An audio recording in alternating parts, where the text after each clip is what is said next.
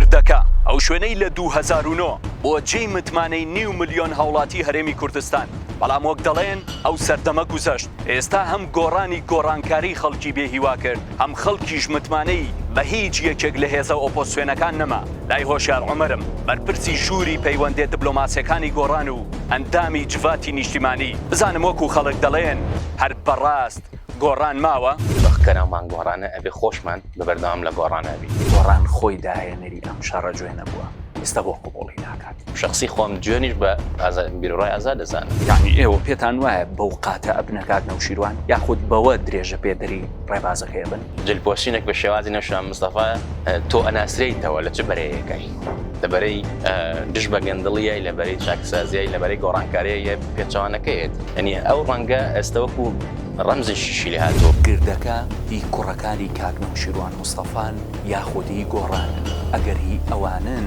ئەی پارەی دەغیلەی ئەو خەڵکە چی لێ هات کە لە 2009 ئەیانێنا بۆ گردەکە بۆ سەرکەوتنی گۆڕان.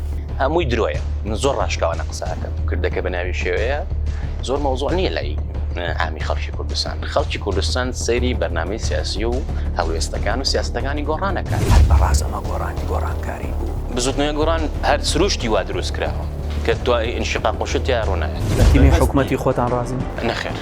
ڕازی میدان نەخێر. ئەوەی کە پەیوەندی بە خشانە نەخشانەوەیە بڕیارێکی زۆر ئاسانە بە ڕای من. هەر کاتێک بزوتنەوەی گۆڕان بێەوە کات بڕیاری سەعاتێکە. بە بۆ چوونی تۆ ئەو غەرگە چی بوو لەمە مەلا مستەفا کراوە؟ بەرنامەکە ماوە ڤیدیۆکە ماوە قسەی من نەبووە. لایەنێکی پەیوەندی بە پارتیەوە هەیە کە مەلا مستەفایان کرۆ بە مڵکی خۆیان کاک نەوشیروان مڵکی هەموو کوردە. نیشانەی پرسیارەکانم گەورەن و تا وەڵامیان بۆ وەرنەگرم ناڕۆمەوە. لەگەڵ ما بن.